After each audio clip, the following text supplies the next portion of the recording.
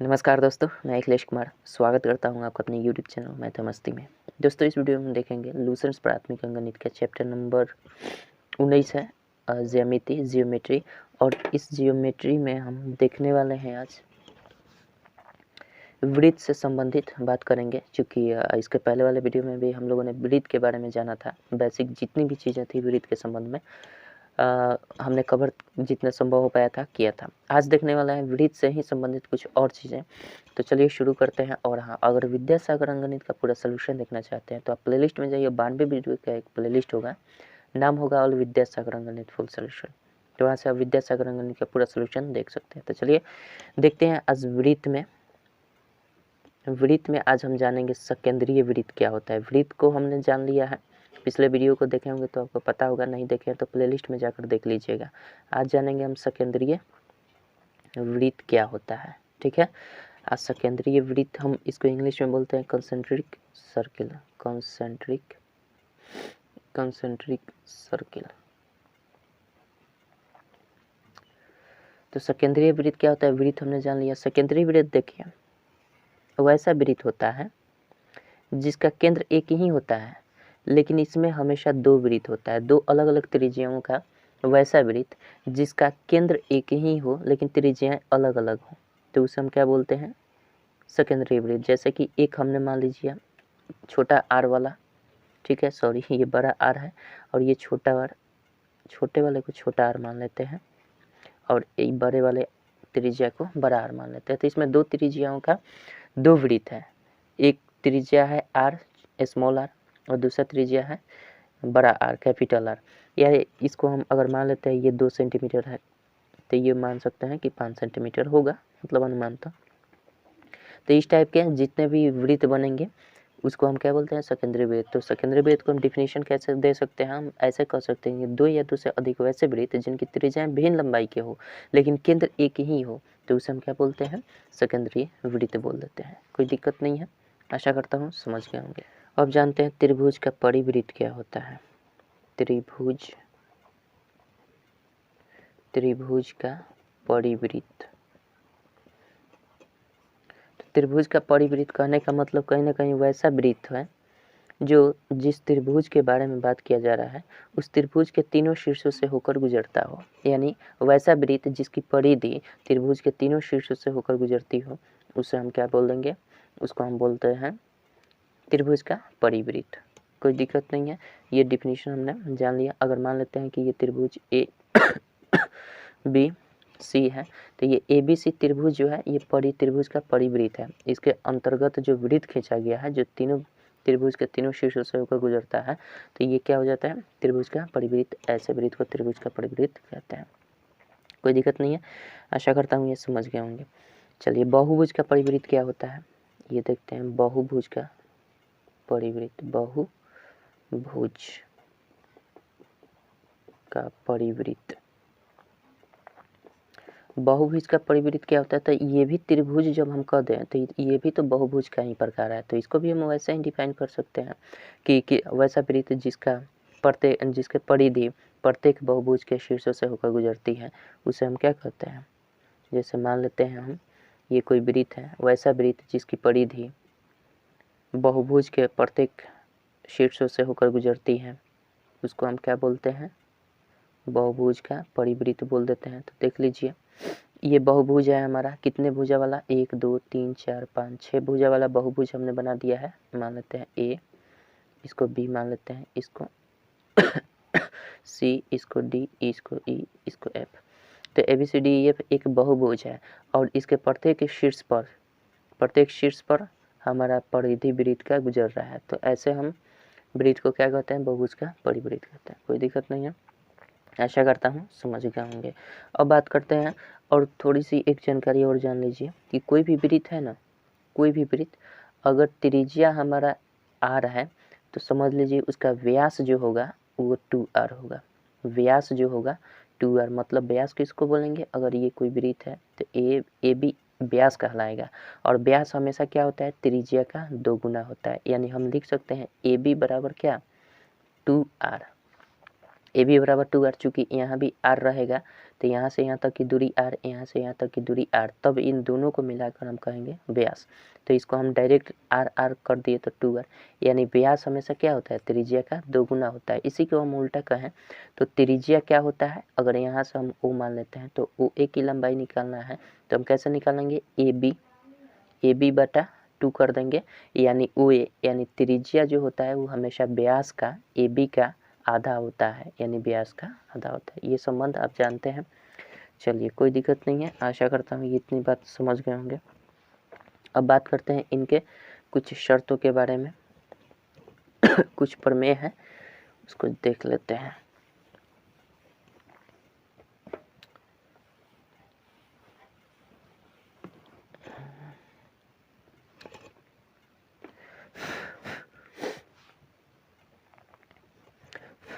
हमने जाना है, इसके पहले वाले वीडियो में हमने आपको बताया था, देखें तो पता होगा।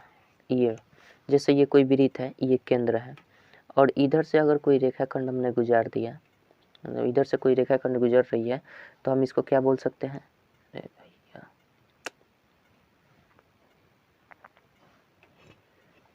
इधर से कोई ही रेखाखंड गुजर रही है तो हम क्या बोलेंगे, इसको और इसको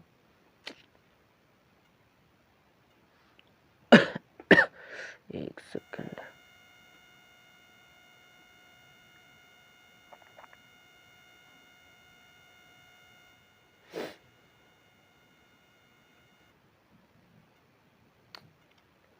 इसको हम क्या बोलते हैं, जैसे मान लीजिए ये AB है तो इसको हम हमेशा क्या बोलते हैं, जीवा बोलते हैं। ये तो पता है, ये हमेशा जीवा बोलते हैं।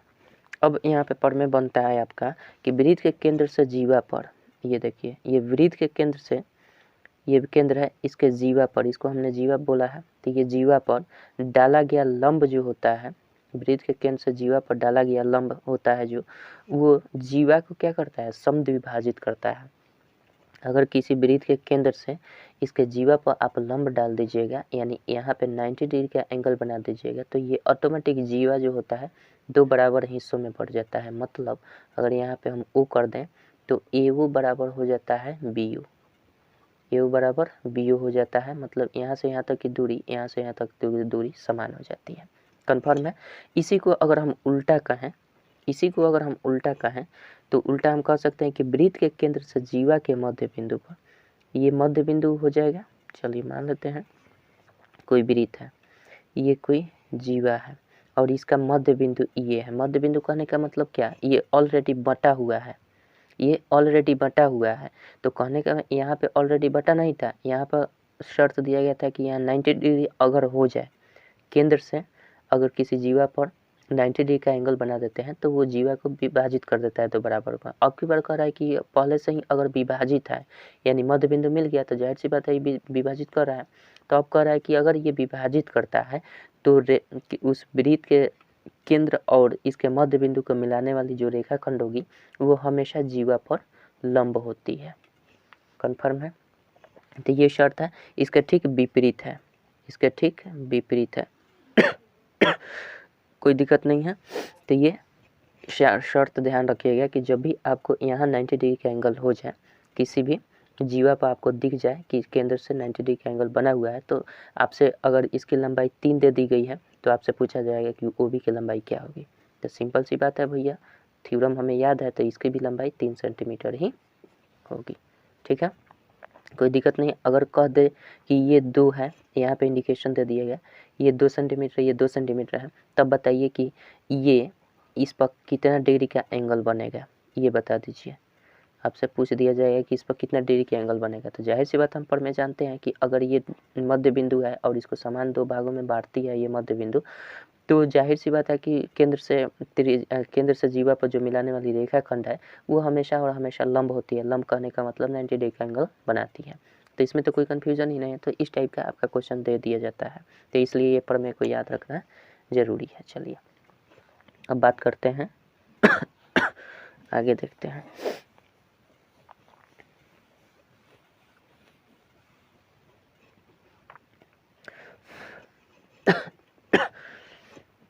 चलिए अब प्रमेय हम जानते हैं कि मान लीजिए कोई वृत्त है, ठीक है, किसी वृत्त के ये केंद्र है, कोई दो जीवा है, मान लेते हैं यहाँ पे दो जीवा है, ये है ए, ये बी, ये सी और ये डी।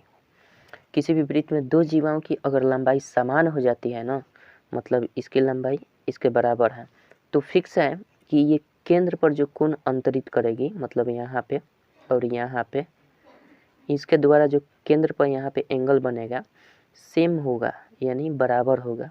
इसके द्वारा और इसके द्वारा जो कोण इधर अंतरित होगा और इधर अंतरित होगा, ये कोण हमेशा बराबर होते हैं। मतलब मान लीजिए अगर ये 60 डिग्री का एंगल हो जाएगा तो ये भी ऑटोमेटिक 60 डिग्री का होता है। इसका शर्त ऐसे दिया जाएगा कि मान लीजिए कि ए बी बराबर सी डी दिया गया है, आपको ए बी बराबर सी डी दिया गया और आपका दे दिया जाएगा कोण सी, यहाँ पे वो कर देते हैं सी ओ डी, कोण सी ओ डी बराबर 60 डिग्री दिया गया है।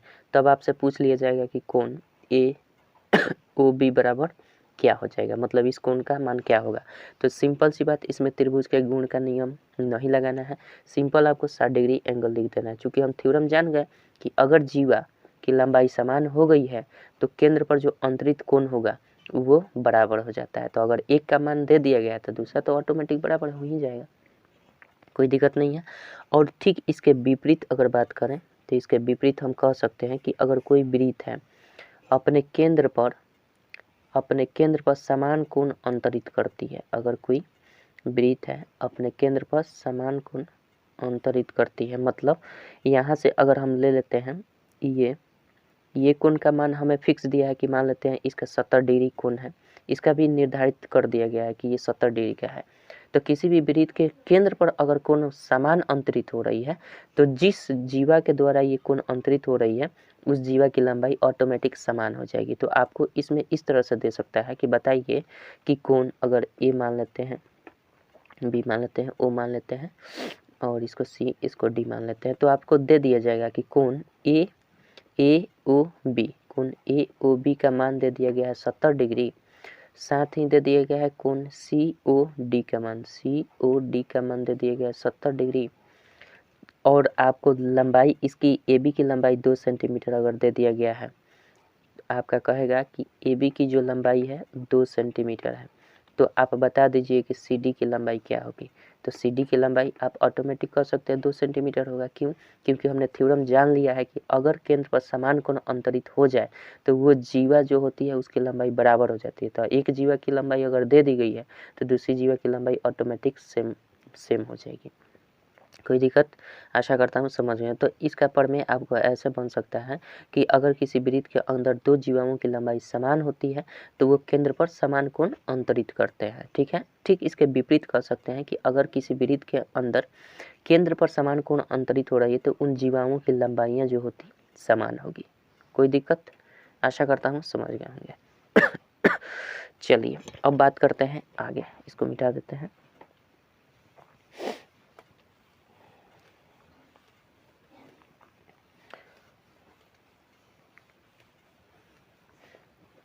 देखिए आगे, अगर कोई भी वृत्त है, आगे थ्योरम देख लेते हैं।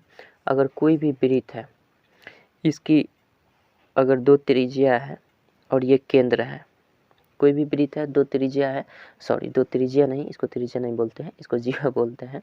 तो किसी भी वृत्त में अगर दो जीवा है, ठीक है, अगर दोनों जीवा की लंबाई समान होती है ना, दोनों जीवा की लंबाई अगर समान हो जाए ए बी और इसको हम सी डी मान लेते हैं, मतलब हम कहते हैं क्या है, ए बी बराबर अगर सी डी हो जाए, किसी भी वृत्त में ए बी बराबर सी डी यानी दो जीवाओं की लंबाई समान हो जाए तो हमेशा क्या होता है, केंद्र से इसकी दूरी जो होती है ना हमेशा बराबर होती है। मतलब यहाँ अगर ओ मान लें तो यहाँ इसको P मान लेते हैं, इसको हम Q मान लेते हैं। तब ये क्या होता है, जब भी अगर दो जीवाएं एक दूसरे के बराबर होती हैं तो हमेशा OP और OQ का मान जो होता है बराबर होता है, मतलब केंद्र से समदूरस्थ होती है, समान दूरी पर होती है। कन्फर्म? यानी अगर हम कह दें ये 2 सेंटीमीटर है, ठीक है, तो आपसे पूछ लिया जाएगा OQ का मान क्या होगा। जैसे क्यों, AB बराबर अगर शर्त दे दिया जाए किसी वृत्त में कि AB बराबर CD है, मतलब दो त्रिज्याओं की लंबाई समान है और साथ ही साथ OP का मान दे दिया गया है, OP का मान 2 सेंटीमीटर दे दिया गया है, तो आपसे पूछ लिया जाएगा कि OQ का मान क्या होगा बताइए। तो सिंपल कर देना है 2 सेंटीमीटर ही होगा, क्योंकि हम जानते हैं कि जब भी किसी वृत्त में दो जीवाओं की लंबाई समान हो जाती है तो वो अपने केंद्र से समदूरस्थ होती हैं। समदूरस्थ मतलब समान दूरी पर होती है, यानी ये जितने सेंटीमीटर ऊपर होगी यहाँ से इसकी दूरी उतना ही सेंटीमीटर नीचे भी ये जीवा स्थित होगी। कन्फर्म है। अगर आपसे ठीक इसके विपरीत अगर पूछ लिया जाए, अगर कोई वृत्त है, अगर कह दिया जाए कि ये केंद्र से समान दूरी पर स्थित है अब की बार ये पहले ही कह दिया जा रहा है कि ये नहीं दिया गया है कि ये दोनों जीवाओं की लंबाइयाँ समान है। इसमें ये दिया गया है शर्त कि मान लीजिए ये P है, O है, ये Q है, ये बिंदु, और ये हमारा A है, ये B है, ये C है और ये D है। तब इसमें कहा जाएगा कि बताइए कि इसकी अगर इसकी लंबाई मान लीजिए इस फिगर से अगर बात करें तो आपका दिया गया है OP का मान दे दिया गया है OP बराबर दे दिया गया है OQ, मतलब OP जितनी इसकी दूरी है उतनी ही इसकी भी दूरी है। तब आपसे एक शर्त दिया जाएगा कि AB की लंबाई दिया गया है आपका 5 सेंटीमीटर, ये 5 सेंटीमीटर है AB यहाँ से यहाँ तक की दूरी। तो आपसे पूछ लिया जाएगा कि CD की लंबाई क्या होगी। तो इसमें कुछ सोचना ही नहीं है, सिंपल हमें क्या कर देना है, इसकी भी लंबाई 5 सेंटीमीटर होगी। क्यों? क्योंकि हमने थ्योरम जान रखा है कि अगर दो जीवाएं केंद्र से समदूरस्थ होती हैं, दो जीवाएं अगर किसी वृत्त में दो जीवाएं केंद्र से समदूरस्थ यानी समान दूरी पर होती हैं तो उसकी जीवाओं की लंबाइयाँ जो होती है ऑटोमेटिक समान हो जाती हैं। ठीक है, तो ये हमें पता है कि ये समदूरस्थ है, मतलब समान दूरी पर ये दोनों जीवाएं हैं जो समान दूरी पर है, तो ऑटोमेटिक हम कह सकते हैं इसकी जितनी लंबाई होगी उतनी ही लंबाई इसकी होगी। इसमें कोई कैलकुलेशन करने की कोई ज़रूरत ही नहीं है। समझ गए हैं? तो इसको हम कैसे कह सकते हैं कि अगर केंद्र से दो जीवाएं समदूरस्थ होती हैं तो उन दोनों जीवाओं की लंबाई समान होती है। कह सकते हैं, लिख सकते हैं। आशा करता हूँ समझ गए होंगे। चलिए आगे बढ़ते हैं। इतनी बात आप समझ गए होंगे, मैं आशा करता हूँ। चलिए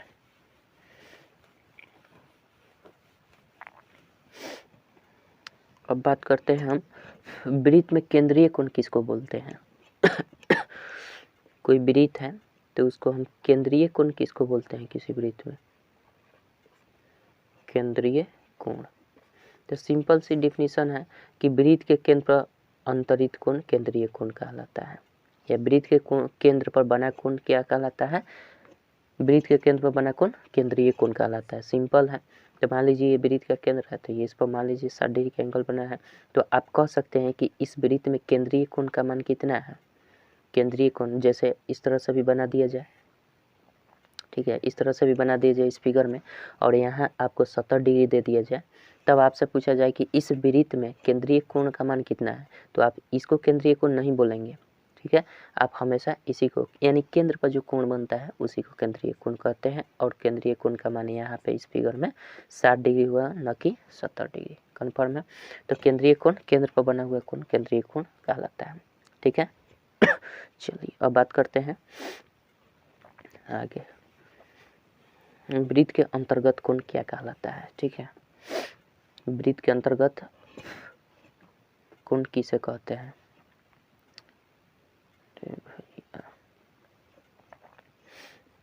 अब जानेंगे वृत्त के अंतर्गत कोण।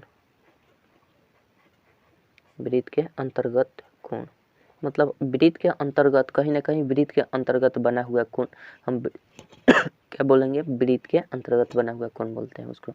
चलिए कैसे समझेंगे। मान लीजिए कोई वृत्त है, हमने जान लिया है केंद्र पर अगर कोण बना देते हैं तो वो समझिए केंद्रीय कोण है, लेकिन वृत्त के अंतर्गत यानी वृत्त के अंदर कहीं भी बना हुआ कोण क्या कहलाएगा? वृत्त के अंतर्गत बना हुआ कोण कहलाता है। कहने का मतलब किसी भी वृत्त के परिधि के किसी भी बिंदु पर बना हुआ कोण जो रेखाखंड उस कोण को निर्माण करती है वो कहीं ना कहीं दो परिधि के दो बिंदुओं पर टच करें तो उसको हम कहते हैं वृत्त के अंतर्गत बना हुआ कोण। यानी हम इसको डिफिनीशन के रूप में ऐसे कह सकते हैं कि कोई भी कोण वृत्त के अंतर्गत वह कोण कहलाता है यदि शीर्ष बिंदु वृत्त पर हो। शीर्ष बिंदु किसी भी कोण का निर्माण होता है तो उस जहाँ जिस बिंदु पर कोण का निर्माण होता है उसको शीर्ष बिंदु कहते हैं। यह शीर्ष बिंदु हमेशा वृत्त के परिधि पर स्थित होना चाहिए। और साथ ही साथ ये जो रेखाखंड कोण का निर्माण कर रही है, ये रेखाखंड दो विभिन्न बिंदुओं पर प्रतिच्छेद भी करना चाहिए, जैसे यहाँ पे करती है। आप ऐसे भी फिगर बना सकते हैं, ऐसे भी। अगर आप इसको नहीं बढ़ाते हैं तो भी ये टच होना चाहिए। हालांकि यहाँ पे एंगल बन गया है, आप यहाँ से मिटा दें, अगर यहाँ से आप इसको हटा देते हैं तो ये एंगल बना हुआ है, लेकिन ये शर्त गलत हो जाएगा, क्योंकि हमारा कहता है हमेशा कि वृत्त के परिधि पर तो बनना चाहिए, शीर्ष बिंदु पर तो बनना, परिधि रहना चाहिए वृत्त का। इसके कोण के जो शीर्ष बिंदु है इस पर परिधि का होना जरूरी है। साथ ही साथ जो रेखाखंड इस कोण का निर्माण कर रही है, उस रेखाखंड द्वारा इस वृत्त के परिधि के दो बिंदु विभिन्न बिंदुओं पर प्रतिच्छेद होना चाहिए, मतलब यहाँ पे और यहाँ पे प्रतिच्छेद होना चाहिए। तो आप नहीं भी बनाएंगे तो टच होना चाहिए बशर्ते, ठीक है। यहाँ पे छोड़ देते हैं तो ये नहीं कहाएगा वृत्त के अंतर्गत कोण, ठीक है। तो आशा करता हूँ समझ गए होंगे। आप ऐसे भी कर सकते हैं या फिर यहाँ पे टच करके भी छोड़ सकते हैं, लेकिन यहाँ पे खाली नहीं छोड़ सकते हैं। कन्फर्म, वृत्त के अंतर्गत कोण इसी को कहते हैं, कोई दिक्कत नहीं है। आशा करता हूँ समझ गए होंगे। चलिए अब बात करते हैं आगे कुछ और शर्त जानते हैं वृत्त से संबंधित।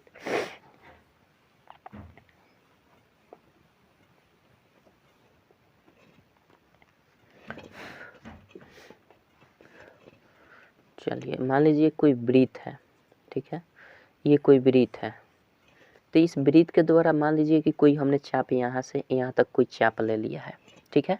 ये हम नाम दे देते हैं ए और बी। ए बी कोई चाप है और इसके द्वारा यहाँ से हमने त्रिज्या कर लिया, त्रिज्या काट लिया, तो इसको तो हम त्रिज्या खंड बोलते हैं। ये जो भाग टोटल एरिया खंड है, मतलब टोटल इसका क्षेत्रफल जो है ये त्रिज्या खंड बोला जाता है। लेकिन यहाँ पे हमें काम कर देना है किससे, अगर ए बी कोई चाप है, ठीक है, तो इस ए बी के द्वारा जो यहाँ पे एंगल बनता है ना केंद्र पर, किसी वृत्त में किसी चाप द्वारा केंद्र पर जो बनाया गया कोण होता है, इसके शेष किसी भी परिधि के बिंदु पर बनाए गए कोण का दोगुना होता है। मतलब यहाँ पर भी मान लीजिए इसी चाप के द्वारा इसके परिधि पर भी बनाया गया है, मतलब हम कह सकते हैं इसके अंतर्गत कोण बनाया गया है। यानी हम इसको वृत्त का केंद्रीय कोण तो ये हो गया और वृत्त का ये अंतर्गत कोण हो जाएगा। वृत्त के अंतर्गत कोण ये कहलाएगा और वृत्त का केंद्रीय कोण ये कहलाएगा। तो किसी भी वृत्त में केंद्रीय कोण हमेशा उसके अंतर्गत उस चाप द्वारा बनाए गए अंतर्गत कोण के दोगुना होता है। मतलब ये कोण जो होगा केंद्रीय कोण है, तो केंद्रीय कोण अंतर्गत कोण के दोगुना होता है। कहने का मतलब अगर हम यहाँ पे ओ डिनोट करते हैं, इसको एम लिख दें, तो हम क्या कह सकते हैं कि कोण ए ओ बी का जो वैल्यू होगा ये हमेशा क्या होगा, दोगुना होगा। किससे, कोण ए ओ बी से, सॉरी ए एम बी से, 2 गुना ए एम बी, मतलब इस कोण का ये 2 गुना होगा, ठीक है। इसका विपरीत अगर हम करना चाहें ठीक है, अगर विपरीत हम करना चाहें, मान लीजिए कोई वृत्त है, यहाँ पे इस केंद्रीय कोण है, तो हम इसको कह सकते हैं कि किसी वृत्त के अंदर एक ही चाप द्वारा बनाया गया अंतर्गत कोण, वृत्त के अंतर्गत कोण वृत्त के केंद्रीय कोण का आधा होता है। कहने का मतलब इस पर यहाँ जो कोण बनेगा इस कोण के आधा ये होता है, ठीक है। यहाँ क्या समझे थे कि ये जो कोण होता है इस कोण का दोगुना होता है, और यहाँ समझ रहे हैं कि ये जो कोण है इस कोण का आधा होता है। तो सेम चीज़ है, बशर्ते मतलब समझना जरूरी है। तो अगर मान लेते हैं ये 60 डिग्री का एंगल है सपोज है, तो ये एंगल कितना का हो जाएगा, इस कोण का आधा ये होता है, तो इस कोण का आधा जब होता है तो ये 30 डिग्री का हो जाएगा। अगर ये कोण हम मान लेते हैं 70 डिग्री का है, तो जाहिर सी बात है इस कोण के आधा ये कोण होता है, तो ये 35 डिग्री का हो जाएगा। कोई दिक्कत नहीं है। अगर कोई वृत्त दे दिया गया है आपका और यहाँ पे आपको इंडिकेट कर दिया गया है, देखिए सवाल किस तरह से आता है। यहाँ पे कोई वृत्त दे दिया गया, यहाँ पे आपका 60 डिग्री, यहाँ पे मान लेते हैं हम आपका यहाँ पे 45 डिग्री दे दिया गया है, ठीक है। यहाँ पे 45 डिग्री दे दिया गया, तो आपसे कोण पूछेगा कि इस कोण का मान क्या होगा बताइए। तो सिंपल सी बात है, ये जो ए और बी है ए बी चाप द्वारा एक ही चाप द्वारा केंद्र पर भी कोण अंतरित हो रहा है और इसी चाप के द्वारा यहाँ भी कोण अंतरित हो रहा है। तो हमने थ्योरम जान रखा है कि अगर केंद्र पर कोई कोण का मान दिया है तो हम इसको निकाल सकते हैं, या फिर इसका मान दिया है तो इसको निकाल सकते हैं। कैसे? संबंध जानते हैं कि अंतरित कोण जो होता है वो केंद्रीय कोण का आधा होता है। तो ये तो केंद्रीय कोण नहीं दिया गया तो ये शर्त नहीं लगेगा। हम ये शर्त लगाएंगे कि जब भी केंद्रीय कोण निकालना है तो हम जानते हैं कि अंतरित कोण का केंद्रीय कोण क्या होता है? 2 गुना होता है। तो इसका 2 गुना क्या हो जाएगा? 45 गुना 90। तो ये कितने डिग्री का होगा? 90 डिग्री। तक कोई दिक्कत नहीं है। तो इस टाइप का क्वेश्चन आपका सॉल्व करने के लिए थ्योरम में दिया जाता है। ठीक है, आशा करता हूँ ये बात आप समझ गए होंगे। चलिए आगे बढ़ते हैं।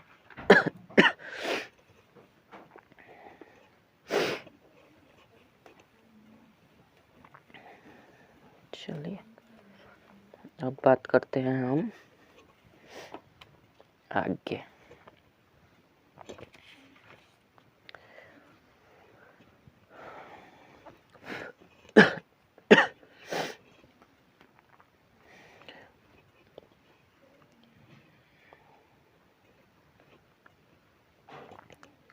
अब देखिए, मान लीजिए कोई ये वृत्त है, ठीक है, ये कोई वृत्त है।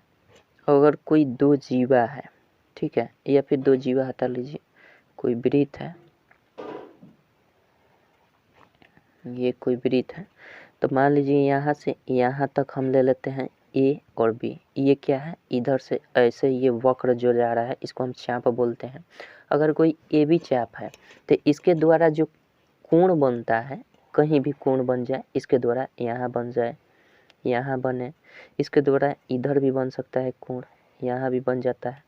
इसी चाप के द्वारा यहाँ भी कोण हम बना सकते हैं। तो अगर किसी भी वृत्त में चाप सेम है तो इसके द्वारा जो अंतरित कोण होगा ना, वृत्त के किसी भी परिधि के किसी भी बिंदु पर, वो कोण का मान हमेशा और हमेशा समान होता है। अगर मान लीजिए 60 डिग्री का एंगल हो गया तो आपसे पूछ दिया जाएगा, बताइए अगर ये बी है और ये सी है तो बता दीजिए कोण बी का मान क्या हो जाएगा। यहाँ बी मान लिया तो इसको हम पी मान लेते हैं। तो पूछेगा कि पी का मान क्या होगा, सी का मान क्या होगा। तो अगर ये 60 डिग्री का है और देख लेंगे कि एक ही चाप है तो ये प्रत्येक एंगल का मान जो होगा वो समान होगा। यानी किसी भी समान जीवा की किसी वृत्त में अगर जीवा की चाप की लंबाई समान है तो उस एक ही चाप के द्वारा अंतरित विभिन्न कोणों का मान समान होता है। ठीक है, मतलब अगर यहाँ भी इसी चाप से आप चाहें तो यहाँ भी कोण अंतरित कर सकते हैं, तो इसका भी मान 60 डिग्री होगा। कोई दिक्कत? आशा करता हूँ समझ गए होंगे। चलिए अब ये इतनी बात आप ध्यान में रखे हैं तो अच्छी बात है। अब बात करते हैं आगे। चक्रीय चतुर्भुज क्या होता है? ठीक है, अब जानते हैं चक्रीय चतुर्भुज क्या होता है। आज खत्म हो जाएगा ये आपका चैप्टर, चक्रीय चतुर्भुज। अरे यार, चक्रीय चतुर्भुज क्या होता है? तो देखिए, वह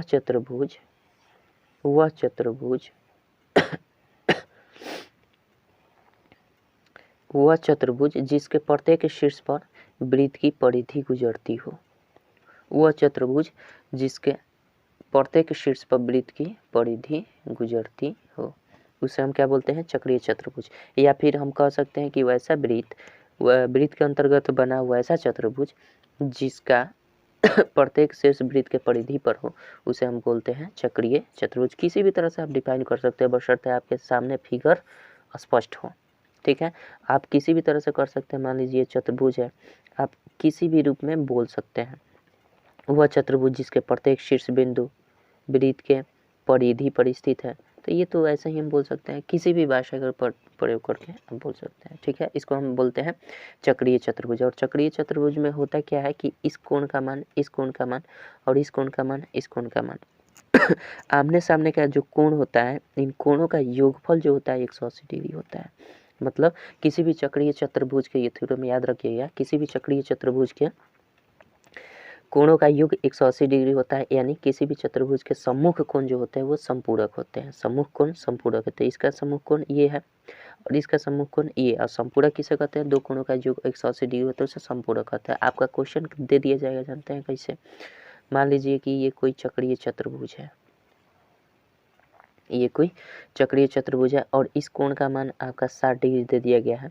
तो आपसे पूछ दिया जाएगा ये कोण कितने डिग्री का होगा। ठीक है, आपसे पूछ दिया जाएगा यहाँ पे मान लीजिए 30 डिग्री का एंगल दे दिया गया, तो आपसे पूछ लिया जाएगा कि इसका मान कितना हो जाएगा। सपोज डेट हम ऐसे एज्यूम कर लेते हैं, अगर कोई चक्रीय चतुर्भुज तो इसमें कैलकुलेशन करने की कोई ज़रूरत नहीं, बस थ्योरम याद रखिएगा कि जब भी चक्रीय चतुर्भुज होता है उसके सम्मुख कोण जो होते हैं वो समपूरक होते हैं। यानी कहने का मतलब हम क्या कर सकते हैं, इसको कैलकुलेट करना है तो कैसे करेंगे, तो ये 60 डिग्री है तो ये 60 डिग्री नहीं होगा, ये बराबर नहीं होते हैं, ध्यान रखिएगा, बराबर नहीं होते हैं बल्कि ये संपूरक होता है। तो संपूरक करने का मतलब क्या है, एक कोण 60 डिग्री का होगा तो दूसरा कोण ज्ञात करना है ये वाला, तो ये वाला को हमने y मान लिया तो बराबर 180 डिग्री होता है, क्योंकि इन दोनों का योग जो होता है 180 डिग्री होता है। ठीक है, तो यहाँ से हम कर लेंगे y बराबर 180 डिग्री माइनस 60 डिग्री बराबर 120 डिग्री का ये एंगल हो जाएगा, कोई दिक्कत नहीं है। तो चक्रीय चतुर्भुज का ये थ्योरम याद रखिएगा। ठीक है, चलिए आगे बढ़ते हैं।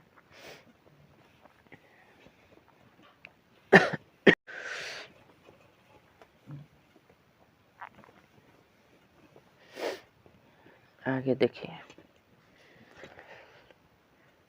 आगे आपका छेदक रेखा क्या होती है, छेदक रेखा, छेदक रेखा मान लीजिए कोई वृत्त है, यहाँ से वैसी रेखा जो वृत्त के विभिन्न दो बिंदुओं पर विभक्त करती हैं उसे हम छेदक रेखा बोलते हैं। सिंपल सी बात है, वैसी रेखा जो किसी भी वृत्त के दो बिंदु विच्छेद करती हैं या प्रतिच्छेद करती हैं या काटती है या स्पर्श करती है उसको हम बोलते हैं छेदक रेखा। ठीक है, इसमें कोई बड़ी बात नहीं है, तो हम लिख सकते हैं अगर ये रेखा कह रहा है तो ए और बी हो जाएगा, क्योंकि रेखा कह रहा है तो दोनों तरफ तीर का मारना जरूरी है। ठीक है, अगर नहीं मारेंगे तो रेखा खंड कर ये समझ गए। अब बात करते हैं स्पर्श रेखा क्या होती है। स्पर्श रेखा, स्पर्श रेखाएं क्या होती हैं, जैसे कोई वृत्त हो गया, इस वृत्त से एक रेखा ऐसी गुजरे किसी भी वृत्त को, किसी भी वृत्त के परिधि के स्पर्श करते हुए ऐसी रेखा गुजरे जो उस वृत्त के परिधि के किसी एक और एक ही बिंदु पर प्रतिच्छेद करे या स्पर्श करे, तो उसको हम क्या बोलते हैं, उसको हम बोलते हैं स्पर्श रेखा, स्पर्श रेखा। ठीक है, अगर यही रेखा यहाँ से हम गुजार देते हैं ऐसे, तो ये देखिए यहाँ पर और यहाँ पर प्रतिच्छेद कर दी, यानी दो विभिन्न बिंदुओं पर प्रतिच्छेद कर दी, तो अब ये स्पर्श रेखा नहीं रह जाएगी, ये हो जाएगी छेदक रेखा। कोई दिक्कत, आशा करता हूँ छेदक रेखा और स्पर्श रेखा से को समझ गए होंगे। कोई दिक्कत नहीं है। अब देखिए त्रिभुज के अंतःवृत्त क्या होते हैं, अब यहाँ पे हम समझ लेते हैं त्रिभुज के अंतःवृत्त। अंतःवृत्त कहने का नाम से ही हमें स्पष्ट है कि किसी भी त्रिभुज का अंतःवृत्त वह वृत्त होता है जो उस त्रिभुज के अंतर्गत बना होता है, यानी कहने का मतलब वह त्रिभुज के तीनों भुजाओं को स्पर्श करता है, उसे हम त्रिभुज के अंतःवृत्त कहते हैं। तो वैसा वृत्त जो त्रिभुज के तीनों भुजाओं को स्पर्श करे वह अंतःवृत्त कहलाता है त्रिभुज का। कोई दिक्कत नहीं है, त्रिभुज के अंतःवृत्त के बारे में भी जानकर अंत त्रिभुज के अंतःवृत्त, तो आप इसको लिख सकते हैं कि वैसा वृत्त जो किसी त्रिभुज के तीनों भुजाओं को स्पर्श करे उसे हम त्रिभुज का अंतःवृत्त कहते हैं। कोई दिक्कत, आशा करता हूँ समझ गए होंगे। अब देखिए वृत्त में किसी भी बिंदु पर स्पर्श रेखा केवल और केवल एक ही बिंदु से गुजरती है। जैसे मान लीजिए कोई भी वृत्त है तो स्पर्श रेखा का मतलब ही है किसी भी वृत्त के एक ही बिंदु से होकर गुजरे वही स्पर्श रेखा होगी, अन्यथा अगर दो बिंदु से होकर गुजरती है तो वो छेदक रेखा हो जाएगी। कन्फर्म है।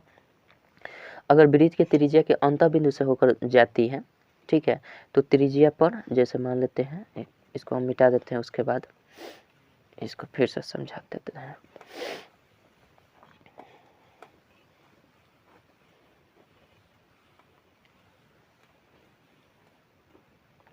हमने क्या जाना भैया, हमने जाना कि किसी भी अभी छेदक रेखा क्या है, स्पर्श रेखा क्या है, ये जाना। तो मान लीजिए कि अगर इस तरह से कोई भी रेखा जाती है यानी एक बिंदु को टच करती है तो ये स्पर्श रेखा का उदाहरण हो गया। ठीक है, अगर इसी वृत्त में अगर इस तरह से कोई रेखाखंड जा रही है, कोई रेखा जा रही है, तो ये 2 बिंदुओं पर प्रतिच्छेद करे तो ये हमारा छेदक रेखा हो गया। ये क्या हो गया? छेदक रेखा हो जाएगा। कोई दिक्कत नहीं है, तो ये ध्यान में रखिएगा। और हमेशा वृत्त का स्पर्श जो रेखा होती है, आपको क्वेश्चन दे दिया जाए कि स्पर्श रेखा वृत्त के कितने बिंदुओं पर प्रतिच्छेद करती है, तो केवल और केवल एक बिंदु पर प्रतिच्छेद करती है या फिर एक बिंदु से होकर स्पर्श करती है। अब मान लेते हैं कि कोई वृत्त है कोई वृत्त है, ठीक है। वृत्त में किसी भी बिंदु पर स्पर्श रेखा और स्पर्श बिंदु से होकर जाती हुई त्रिज्या परस्पर लंब होती है। मान लीजिए कि ये कोई वृत्त है और यहाँ पे कोई स्पर्श रेखा है, ठीक है, और यहाँ से इस स्पर्श रेखा पर कोई रेखा हम खींच देते हैं, रेखाखंड खींच देते हैं इस पर, इसके केंद्र से, तो ये हमेशा स्पर्श रेखा पर क्या होती है? लंब होती है, ठीक है। कि किसी भी वृत्त के स्पर्श रेखा पर केंद्र से खींचा गया त्रिज्या हमेशा और हमेशा क्या होती है? 90 डिग्री का एंगल बनाती हुई लंब होती है, यानी खड़ी होती है या लंब होती है। कन्फर्म है? ठीक इसके विपरीत अगर कहा जाए, अगर कोई भी स्पर्श रेखा है यहाँ पे ये टच करती है, तो जाहिर सी बात है अगर यहाँ पे 90 डिग्री का एंगल बनाती है, यहाँ पे 90 डिग्री का एंगल बनाती है और ये त्रिज्या जो है इसके अंतः बिंदु से होकर ये रेखाखंड कोई गुजर रही है, तो फिक्स है कि अगर ये 90 डिग्री बना दी है और इसके अंतः बिंदु से होकर गुजर रही है ये रेखा ए और बी, तो फिक्स है कि ये ए बी जो होगी वो हमेशा और हमेशा स्पर्श रेखा ही होगी। कोई दिक्कत? तो ठीक इसके विपरीत आप ऐसे कह सकते हैं, अगर यहाँ पे कोई स्पर्श रेखा है तो जाहिर सी बात है 90 डिग्री का एंगल बनेगा। अगर यहाँ पे कोई 90 डिग्री का एंगल बन गया तो जाहिर सी बात है ये स्पर्श रेखा हो जाएगी। कोई दिक्कत? आशा करता हूँ समझ गए होंगे। अब देखिए, मान लीजिए कि कोई वृत्त है, ये कोई वृत्त है, ये भी ध्यान रखिएगा, ये कोई वृत्त है, इसके बाह्य बिंदु से, अगर किसी भी वृत्त में बाह्य बिंदु से कोई 2 स्पर्श रेखा खींची जाए और किसी भी वृत्त में बाह्य बिंदु से केवल और केवल 2 ही स्पर्श रेखा खींची जा सकती है। यहाँ से हमने 2 खींच दिया और इस बिंदु से होकर आप चाहें कि इससे और अधिक स्पर्श रेखा इस वृत्त पर खींच दे तो नहीं, संभव नहीं है, ठीक है। तो ये स्पर्श रेखा जो होती है, किसी भी बाह्य बिंदु से किसी वृत्त पर स्पर्श रेखा खींची जाती है तो उसकी लंबाइयाँ समान हो जाती हैं। मतलब अगर इसको O मान लें, इसको P, इसको Q, तो हम लिख सकते हैं OP बराबर ये OQ बराबर QP या PQ कह सकते हैं, ठीक है। यानी किसी भी बाह्य बिंदु से वृत्त के पर स्पर्श रेखा जो खींची जाती है वो हमेशा लंबाई में समान हो जाती है। कोई दिक्कत नहीं है। आशा करता हूँ समझ गए होंगे। चलिए, तो मिलते हैं अगले वीडियो में। आज के इस वीडियो में हम लोगों ने पूरा का पूरा ज्यामिति ख़त्म कर लिया है, यानी कहने का मतलब कि शायद ये 11वां पार्ट था और 11वां पार्ट तक हम लोगों ने ज्यामिति का चैप्टर ख़त्म कर लिया है। और मैं जानता हूँ, मैं उम्मीद कर सकता हूँ कि आपने पिछले वीडियो को ज़रूर लाइन बाय लाइन देखते आए होंगे। नहीं देखते हैं लाइन बाय लाइन तो मैं रिक्वेस्ट करूँगा कि लाइन बाय लाइन देख कर ही आइए, तो मज़ा आएगा, ठीक है। तो चलिए मिलते हैं अगले वीडियो में चैप्टर नंबर 20 से, नंबर सीरीज संख्या श्रेणी से। तो चलते हैं, तब तक के लिए जय हिंद, जय भारत।